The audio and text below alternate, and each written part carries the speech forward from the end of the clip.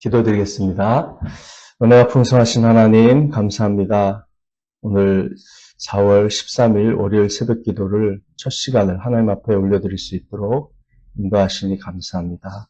주의 말씀으로 저희들을 가르쳐 주시고 일깨워 주셔서 하나님께서 기뻐하시는 영적 전투에서의 승리를 이루어가며 우리 주님께서 원하시는 삶을 살아갈 수 있도록 도와주시옵소서. 예수님의 이름으로 기도합니다. 아멘. 자, 오늘 저희들이 읽을 말씀은 에베소서 6장 10절부터 18절입니다. 제가 쭉 읽어드리겠습니다. 에베소서 6장 10절부터 18절. 끝으로 말합니다. 여러분은 주님 안에서 그분의 힘찬 능력으로 굳세게 되십시오. 악마의 관계에 맞설 수 있도록 하나님이 주시는 온몸을 덮는 갑옷을 입으십시오. 우리의 싸움은 인간을 적대자로 상대하는 것이 아니라 통치자들과 권세자들과 이 어두운 세계의 지배자들과 하늘에 있는 악한 영들을 상대로 하는 것입니다. 그러므로 하나님이 주시는 무기로 완전히 무장하십시오. 그래야만 여러분이 악한 날에 이 적대자들을 대항할 수 있으며 모든 일을 끝낸 뒤에 설 수 있을 것입니다. 그러므로 여러분은 진리의 허리띠로 허리를 동이고 정의의 가슴막이로 가슴을 가리고 버티어 서십시오. 발에는 평화의 복음을 전할 차비를 하십시오. 이 모든 것에 더하여 믿음의 방패를 손에 드십시오. 그것으로써 여러분은 악한 자가 쏘는 모든 불화살을 막아 꺼버릴 수 있을 것입니다. 그리고 구원의 투구를 받고 성령의 검, 곧 하나님의 말씀을 받으십시오. 온갖 기도와 간구로 언제나 성령 안에서 기도하십시오. 이것을 위하여 늘 깨어서 끝까지 참으면서 모든 성도를 위하여 간구하십시오. 아멘. 네. 오늘은 그 삽입 성격의 설교로 영적 전쟁의 7가지 원칙이라는 말씀으로 제가 전하도록 하겠습니다. 여러분 잘 알다시피 그 종교개혁자, 유명한 종교개혁자 중에 이제 존 칼빈이 있고 마틴 루터가 있잖아요. 마틴 루터의 생애에는 사탄과의 갈등이 너무나도 현실적으로 다가와서 육체적인 형태로 나타날 뻔했던 때가 있었습니다. 그 결과 마틴 루터는 그 사탄에 대한 분노로 딱 이렇게 벽을 보는데 사탄이 막 거의 보일 듯 하는 거죠. 그래가지고 그 사탄을 향해서 잉크병을 들고 집어 던졌어요. 마틴 루터가. 그래가지고 벽 전체가 그 잉크 박살나면서 퍼진 잉크 자국.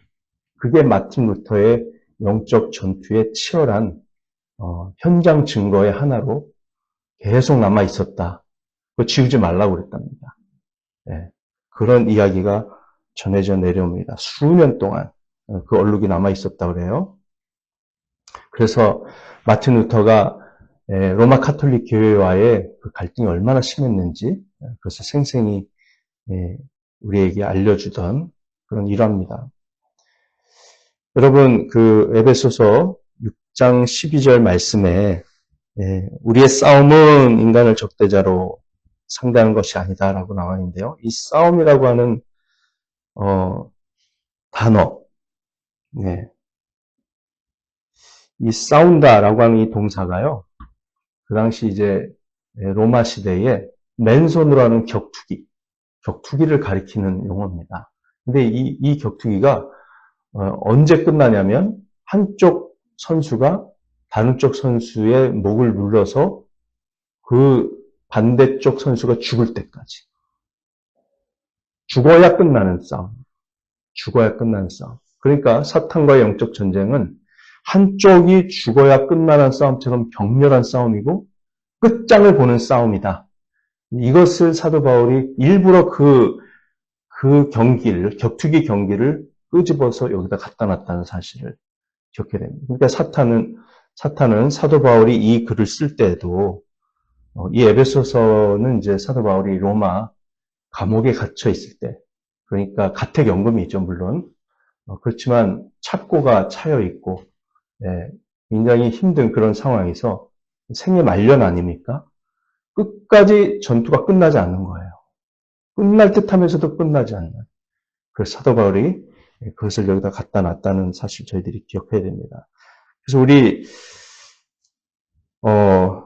그리스도인들은 반드시 영적 전쟁이 있습니다. 사탄은요, 에베소서 말씀을 쭉 보면 우리가 1장부터 3장을 보면 우리의 신자들의 위치가 얼마나 놀라운지를 쭉 얘기합니다. 하늘에 속한 그리스도 안에서 하늘에 속한 모든 신령한 복들을 다 우리에게 주시고 우리를 그리스도의 하나님의 자녀가 되게 하시고 하나님 나라의 백성이 되게 하시고 그렇죠? 우리에게 놀라운 능력들을 다 주십니다.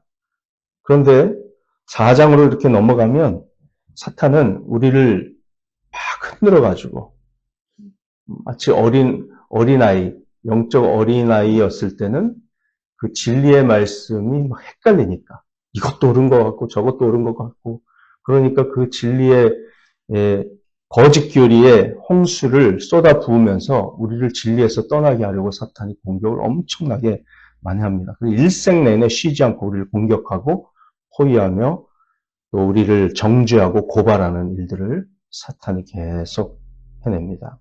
그렇죠? 예수님께서도 세상에 계실 때 어릴 때부터 사탄이 헤롯 왕을 통해서 죽이려고 했잖아요. 그렇죠? 그리고 예수님 생애 때도 십자가에 죽으시기 전에도 절벽에서 예수님을 그 나사렛 동네 절벽에서 밀어서 예수님을 죽이려고 했던 그런 일들도 있었고 온갖 예수님을 죽이려는 음모와 살해 시도들이 있었습니다. 사도행전을 봐도 교회가 예수님의 복음을 전파하기 시작할 때 마귀가 그 복음 증거의 길을 계속 쫓아다니면서 저항하는 것을 볼 수 있습니다. 네. 사도 바울이 선교 여행을 시작했을 때 그것을 방해하려는 그 주술사들, 마술사들, 귀신 들린 사람들을 사도 바울이 마주칩니다. 네. 베드로도 그 오순절날 그 베드로에 대한 그런 또 사도들에 대한 적대감을 마주하고 나서 교회가 이제 박해가 시작되고 사내들인 공의회는 베드로와 요한을 신문하고 입을 다물라고 부활을 전하지 말라고 그렇게 명령합니다. 이렇게 이제 그런 사탄의 공격이 쭉 심하게 있다가 신약 성경이 완전 계시가 완성이 되죠. 신약 성경의 계시가 딱 완성되면서 교회가 완전히 뿌리를 내립니다. 뿌리를 내리면서 세계 곳곳에 이제 점점 교회가 세워지기 시작하는데 그렇게 첫 3세기 동안, 300년 동안 정말 전무후무한 박해가 수십 년 동안 지속되다가 또 몇십 년은 또 잠잠하다가 또 한 1, 20년 또 심한 박해로 인해서 그리스도인들이 어떻게 죽었습니까? 사자밥이 되기도 하고 팔다리 이 사지를 하나씩 밧줄에 묶어가지고 말 한 마리에 묶는 거예요. 말 네 마리를 계속 채찍질하면 어떻게 되겠습니까? 이건 이쪽으로 팔이 빠져나가고, 이건 이쪽으로, 다리도 이쪽으로 빠져나가고, 그렇게 죽이기도 하고요. 화형을 시키기도 하고, 별의별, 공격을 많이 했습니다. 그래서 그런 순교자들의 죽음, 주님을 사랑하는 사람들의 그런 죽음 속에서도 교회는 죽지 않고 오히려 점점 더 퍼져나가죠. 점점 사탄의 공격이 극렬할수록 주님께서도 은혜를 주시고 승리할 수 있게 해주셔서 그렇게 첫 300년 동안 교회가 어마어마하게 퍼져나가서 결국은 로마 제국을 집어삼키죠. 그래서 공식 종교로 인정받더니 나중에는 아예 로마의 국교가 되어버리는 그런 일까지 이제 벌어지지 않습니까? 그런 다음에 이제 중세의 어두운 1000년의 역사가 시작되는 겁니다.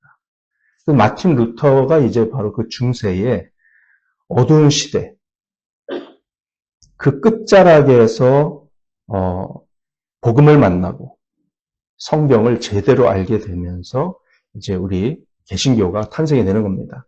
이 중세 시대는요, 소수의 신실한 신자들, 정말 진리의 말씀, 복음을 제대로 믿은 소수의 신자들 빼고는 대부분 그 복음의 말씀을 제대로 알지 못한 채 미신적인 신앙생활을 했다고 여러분들이 보시면 정확합니다.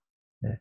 그래도 하나님께서는 어쨌든 이 복음의 불꽃이 사그라들지 않게 하시면서 1000년 동안 명맥을 이어오게 하시고 우리 개신교가 성경을 제대로 발견하고 제대로 교회를 이해하고 복음을 이해하고 그렇게 개신교회가 탄생되게 하신 1500년대 초반 그렇게 해서 다시 한번 교회가 살아난 겁니다. 그때 이제 로마 카톨릭이 개신교회를 얼마나 죽이려고 발악을 했으니까 정말 너무나도 끔찍한 짓들을 많이 했습니다. 지금 이제 500년이 조금 넘게 지났는데 이제 우리 개신교회는 확실하게 자리를 잡았고 복음은 우리 개신교 교회를 중심으로 퍼져나가고 있습니다. 여전히 로마 카톨릭 교회는 뭐 제대로 된 복음이 아니에요. 로마 카톨릭 교회 안에도 구원받은 사람들이 일부 있다고 저는 확실히 믿습니다만 그 교리와 그 가르침 가지고는 다 지옥에 보낼 수밖에 없어요, 사실은. 로마 카톨릭 교회에서 구원받는 것은 정말 어떻게 보면은 그 소가 뒷걸음질 치다가 뭘 죽여요? 쥐를 죽이나요? 네, 뭐 그런 격입니다. 그런데 우리가 이렇게 개신교회가 복음을 확고하게 붙들고 자리를 잡고 널리 선교하면서 전도하면서 지내는 동안 이 사탄은 이 복음주의 내에도 계속해서 분열의 씨앗을 주면서 공격을 해야 됩니다. 예를 들면 자유주의 신학, 신정통주의 신학, 심리학, 그리고 그 밖에도 온갖 것들이 침투해 들어왔죠. 공산주의, 인본주의, 물질주의, 쾌락주의, 극단적인 은사주의 이런 것들이 계속해서 사탄의 공격에 선봉장 역할을 하는 겁니다. 은밀하게 들어와서 씨앗을 심어놓고 나중에 그게 좀 독버섯처럼 쫙 퍼지면은 어마어마하게 교회를 흔들어댑니다. 지금도 한국교회가 저는 온갖 것을 다 모아놓은 그런 전시장 같아요. 전시장. 사탄의 공격이 정말 눈에 훤히 보입니다. 이런 끔찍한 전투, 이런 격투기인데요. 정말 죽을 때까지 목을 눌러서 죽어야 끝나는 그런 싸움인데요. 사도 바울이 그래서 에베소서 마지막 6장의 끝부분을 영적 전투로 마무리를 하는 것입니다. 자, 여러분, 사탄은요, 진리를 숨깁니다. 진리를 이해하지 못하게 만듭니다. 요한복음 8장 44절 말씀을 보면 예수님께서 사탄은 거짓의 압이라고 말씀하셨어요. 예수님은 요한복음 1장 17절 보면 은혜와 진리가 충만하신 분이라고 그랬잖아요. 그리고 요한복음 8장 32절이죠. 진리를 알지니 진리가 너희를 자유케 하리라. 그 진리가 뭡니까? 바로 예수 그리스도를 말하는 겁니다. 성경을 기본적으로 말하겠지만 사실은 예수님이시죠. 그래서 예수님은 우리에게 진리를 주시고 또 그 진리는 우리를 자유케 하지만 사탄은 그 진리를 숨겨요. 요한복음 5장 24절 예수님은 우리에게 생명을 주시는 분이신데 반면에 요한복음 8장 44절을 보면 사탄은 살인자입니다. 영적 생명을 빼앗는 자예요. 갈라디아서 5장 22절 잘 아시는 대로 성령의 9가지 열매가 나오죠. 사랑, 희락, 화평 이렇게 쭉 나오는데 그 다음 갈라디아서 5장 그 앞뒤 문맥을 보면 육체의 열매가 또 나옵니다. 음행, 더러움, 방탕, 우상숭배, 주술, 원수 맺는 것, 다툼, 시기, 분노, 분열, 반역, 이단, 시기심, 살인, 술 취함, 방탕한 것들 이렇게 쭉 나옵니다. 야고보서 1장에 보면 믿음의 시련이 있다고 말합니다. 그러나 사탄은 우리를 파멸시키기 위해서 유혹을 합니다. 하나님은 믿음의 시련을 허락하시는데 사탄은 유혹하여 우리를 넘어뜨리려고 합니다. 우는 사자처럼. 그래서 이런 영적 전투 가운데서 우리는 어떻게 승리할 것인가? 예. 자, 첫째, 7가지 원칙을 제시해드리면, 첫째는요, 사탄에 대한 승리를 우리가 경험하기 위해서는 그리스도께서 이미 사탄에게 결정적인 타격을 끼치셨다는 것을 우리가 기억해야 됩니다. 이건 이미 이긴 싸움이에요. 전쟁은 이미 이겼습니다. 근데 전투에서 우리가 싸워서 이기느냐 지느냐, 그럼 매일매일의 싸움인 거죠. 매일매일의 전투에서는 우리가 이길 때도 있고 질 때도 있고 그렇습니다. 근데 전체 전쟁은 이미 이겼습니다. 그리스도께서 이기셨어요. 그래서 요한일서 3장 8절에서는 예수님께서 마귀의 일을 멸하러 오셨다고 그랬고요. 히브리서 2장 14절 말씀에서는 죽음의 권세를 가지고 일생 동안 사람들을 속여서 종로로 타게 만드는 그 마귀를 멸하러 오셨다고 말씀합니다. 자, 두 번째 원칙은 뭐냐면 우리가 알아야 될 것은 이 사탄을 패배시킨 주님의 능력이 우리 안에 거하고 있다는 겁니다. 우리 안에, 그리스도인들 안에도 거하고 있어요. 그래서 요한일서 4장 4절 말씀 보면 세상에 있는 자보다 너희 안에 계신 이가 더 크시다라고 말씀합니다. 예. 세상에 있는 자, 사탄보다 예수님이 더 크세요. 그러므로 우리가 예수님을 붙들고 예수님께 가까이 가는 한 우리는 반드시 이 싸움에서 이길 수 있는 것이죠. 그래서 하나님의 성령이 우리에게 들어온 이상 우리는 사탄을 이길 수 있습니다. 그 모든 자원과 모든 영적 무기의 저장고가 이미 우리 안에 잠재되어 있는 것입니다. 세 번째, 베드로전서 5장 8절 9절에서는 정신 차려라고 말하고 있습니다. 정신을 차려라. 깨어있으라. 깨어있으라. 항상 눈을 부릅뜨고 지켜보라. 이렇게 말하고 있습니다. 왜요?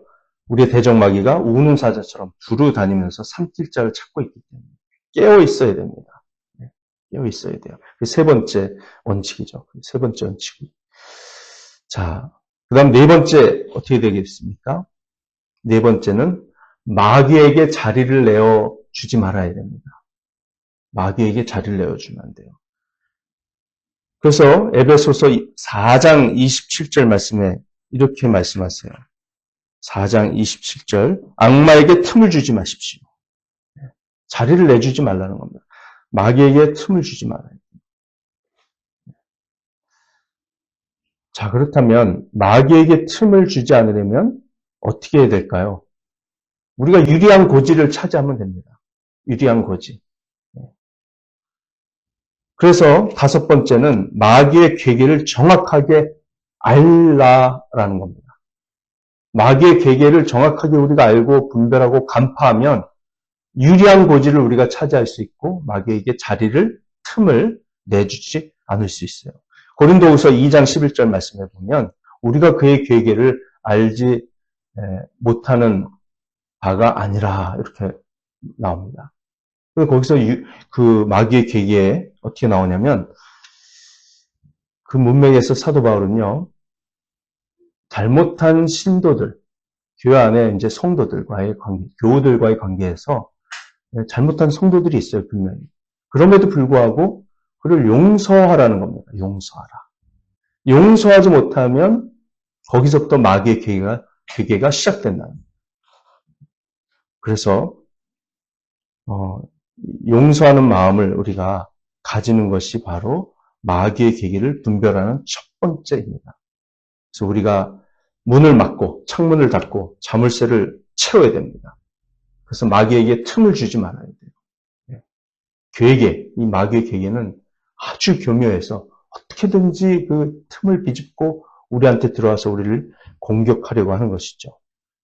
그래서 그런 용서하는 마음을 갖는 것도 중요하고 그 다음에 요한일서 2장 15, 16절 유명한 말씀이잖아요.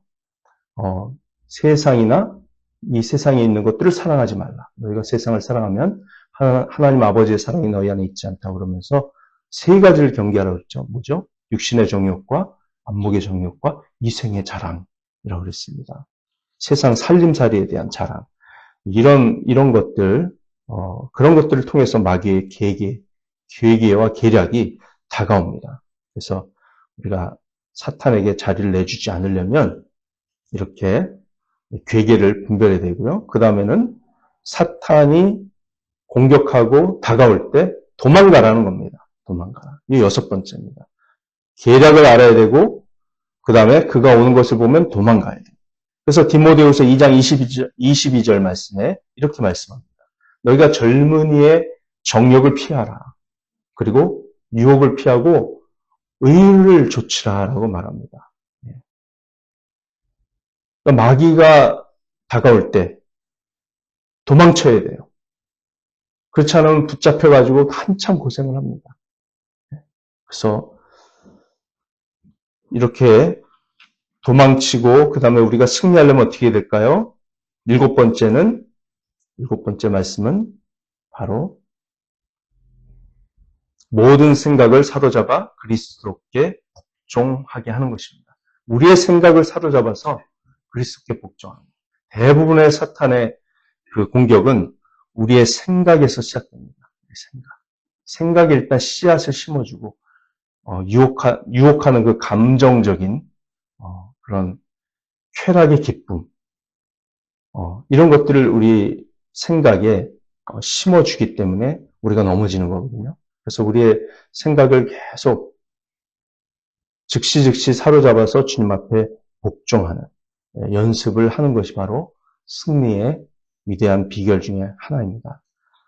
그래서 여러분 사실은 우리가 금방 읽었었던 에베소서 6장 13절부터 18절까지의 영적인 무기들이 다 나오지 않습니까?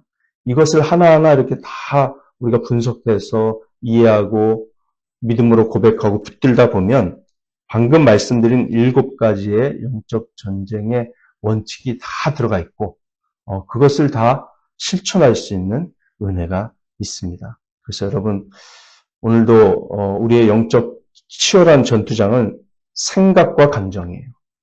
생각과 감정. 제가 지난 시간에 우리 성도들께는 말씀을 드렸는데요. 6장 14절에 나오는 정의의 가슴막이.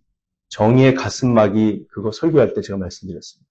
이 가슴막이 완전히 그 쇠로 덮인 가슴막이가 있어요. 로마 군병들. 그 외에도 가슴막이가 여러 종류의 쇠사슬로 된 것도 있고 짐승 뿔이라든지 발굽 이런 걸 얇게 썰어가지고 다 이렇게 연결해서 화살이 날라와도 뚫지 못하게 딱딱한 그런 가슴막이가 있는데 어쨌든 이 가슴막이가 우리를 보호해주는 장기가 뭡니까? 첫째는 심장, 폐 이런 거죠. 심장. 그 다음에는 내장입니다. 근데 심장은 헬라어 유대인의 개념에서는 심장은 지적인 영역을 가리킵니다. 생각을 말하는 거예요. 사고방식. 그 다음에 내장. 이 내장은 감정을 뜻합니다. 유대인들이. 그래서 내장에서 유대인들은 감정을 느낀다고 생각했고 그 다음에 심장이 사고 과정을 담당한다고 생각했어요. 그래서 이게 정의의 가슴막이, 의의 가슴막이는 우리의 생각과 감정을 보호하는 것입니다. 그래서 여러분 이제 선교할 때도 느끼시겠지만 계속해서 생각을 공격합니다. 생각이 서로 달라요. 생각이 서로 다르니까 그 다른 것 때문에 갈등을 일으키고 내 생각이 옳은데 이런 뭐 하나 꽂히면 이제 그게 갈등의 요소가 되고 사탄의 공격에 빌미를 주는 일이 되고요. 우리가 내 생각보다 더 중요한 게 누구 생각입니까? 하나님 아버지의 생각이죠. 그런데 하나님 아버지의 생각을 우리가 정확하게 알아요, 몰라요? 모르잖아요. 모르니까 그냥 목사님께서 선교 준비하시면서 강조하셨다고 그러시는데 일 잘하려고 하지 말라고. 왜 생각을 자꾸 하게 되면 일을 잘하려고. 일을 잘 되게 하려고 정말 그 선한 마음에서 우리가 이 생각을 사용하는 거잖아요. 이성 과정, 사고 과정을 사용하는 거잖아요.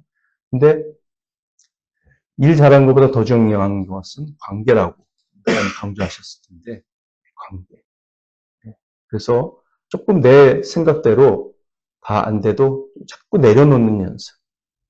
내 생각을 조금 주장을 덜 해도, 주님 뜻대로 다 이루어집니다. 지나고 보면요. 그래서, 예, 그런 연습을 우리가 좀 해야 되고, 근데 감정. 지난주에 우리 권사님들 임직받을 때 최석범 목사님 오셔가지고 그런 얘기 하셨는데, 섭섭마귀 조심하라고. 그런 얘기 해주셨어요. 아주 굉장히 생생한 얘기였는데, 나이가 들면 들수록 섭섭마귀가 들어온답니다. 예. 뭐 본인의 어떤 경험을 얘기하신 것 같기도 하고요. 그렇습니다. 이 섭섭한 감정들, 이런 것들이 이제 사탄에게 빌미를 줄 수 있는 감정적인 연약함인데요. 이런 뭐 그것뿐만이 아니고 뭐 감정은 너무나도 변화무쌍해서 사탄이 참 사용하기 좋은 영역입니다. 그래서 이 감정, 그 감정을 믿지 말라. 감정을 믿으면 안 돼요. 감정은 오늘 아침에는 이런 감정이었다가 오후에는 저랬다가 또 저녁에 또 다르게 바뀌는 게 감정이기 때문에 내 감정을 믿지 말고 감정이 왔을 때 주여 하면서 일단은 스톱 이렇게 하고 자꾸 내려놓는 연습하면서 기도하면서 나아가면 우리가 승리할 수 있습니다. 그래서 여러분 오늘도 믿음으로 승리하시고 각자의 영역에서 영적 전투에서도 승리할 수 있도록 기도하면서 나아가는 복된 시간 되기를 소망합니다. 기도하시겠습니다. 할렐루야. 아버지 하나님 감사합니다. 저희들을 사랑하시고 성경 말씀을 통해서 이미 수많은 영적 진리를 가르쳐 주셨는데 하나님 저희들이 하나님을 대적해서 높아진 견고한 진과 같은 사탄의 여러 가지 공격들 앞에서 저희들이 하나님께서 주신 무기로 싸워 승리하기를 원합니다.